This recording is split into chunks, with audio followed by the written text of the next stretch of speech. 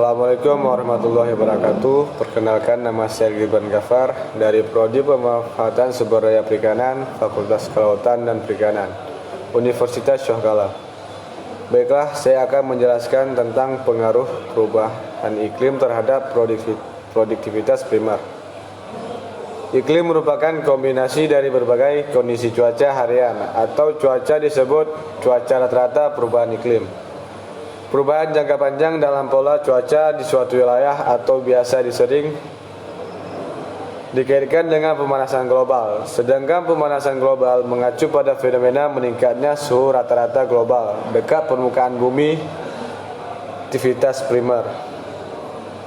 Kecepatan organisme autotrof sebagai produsen mengubah energi cahaya matahari menjadi energi kimia dalam bentuk organik. Produktivitas primer berbeda pada setiap ekosistem. Yang terbesar terdapat pada ekosistem hujan tropis dan ekosistem hutan bakau. Seluruh bagian organik yang dihasilkan dari proses fotosintesis pada organisme fotoautotrof disebut produktivitas primer kotor atau disingkat PPK. Lebih kurang 20% dari PPK digunakan oleh organisme fotoautotrof untuk respirasi tumbuh dan berkembang. Yang baru disimpan dikenal sebagai produktivitas primer bersih atau disingkat PBB. Biomasa organisme autotrof atau produsen diperkirakan mencapai 50% sampai 90% dari seluruh bahan organik hasil fotosintesis. Hal ini menunjukkan simpanan energi kimia yang dapat ditransfer ke trofik selanjutnya melalui hubungan makan dan dimakan dalam ekosistem. Berikut faktor-faktor yang mempengaruhi produktivitas primer, yaitu suhu cahaya air, curah hujan, kelembaban, nutrien, tanah, herbivora. Sebagai contoh, saya akan menjelaskan tentang pengaruh perubahan iklim terhadap produktivitas primer di Laut Jawa. Berikut penjelasannya. Pemanasan global dan perubahan iklim mempengaruhi keseimbangan ekosistem di seluruh dunia, termasuk ekosistem laut. Penelitian ini bertujuan mengkaji respon ekosistem di Laut Jawa karena perubahan suhu berdasarkan skenario Intergovernmental Panel on Climate Change atau disingkat IPPC. Model yang digunakan adalah model numerik gabungan hidrodinamika dan biokimia 3 dimensi yang dikembangkan Koropitan dan Ikeda dengan modifikasi Epley. Data suhu didapatkan dari Asia Pacific Data Research Center atau disingkat APDDRC.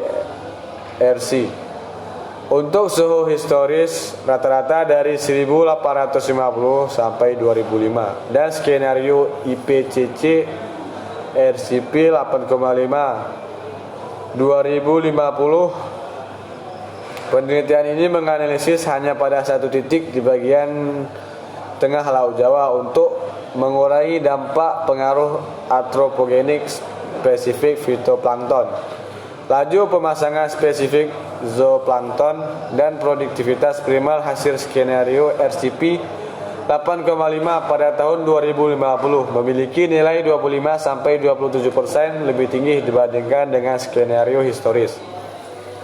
Hal tersebut disebabkan kenaikan suhu sebesar 22 derajat Celcius dari 29 derajat Celcius menjadi 30 derajat Celcius dan sesuai dengan teori Epley. Teori Epley adalah hasil model dari penelitian ini, memiliki perbedaan dengan penelitian sebelumnya yang dilakukan oleh Hasloka and Yamanaka. Hasil dari Hasloka dan Yamanaka menunjukkan laju pertumbuhan spesifik fitoplankton. Laju pemasangan spesifik zooplankton menurun, sedangkan produktivitas primer meningkat. Sementara pada penelitian ini semua komponen tersebut mengalami kenaikan. Jadi kesimpulan, perubahan iklim memang sangat berpengaruh terhadap produktivitas primer, karena produktivitas merupakan kecepatan untuk mengubah energi matahari. Nah, energi matahari tersebut bertergantungan dengan iklim. Jika iklim berubah-ubah, maka produsen pada produktivitas primer tersebut akan kesulitan mengubah energi matahari menjadi energi kimia dalam bentuk organik. Baiklah, saya akhiri. Sekian, wabillahi taufiq wal hidayah. Wassalamualaikum warahmatullahi wabarakatuh.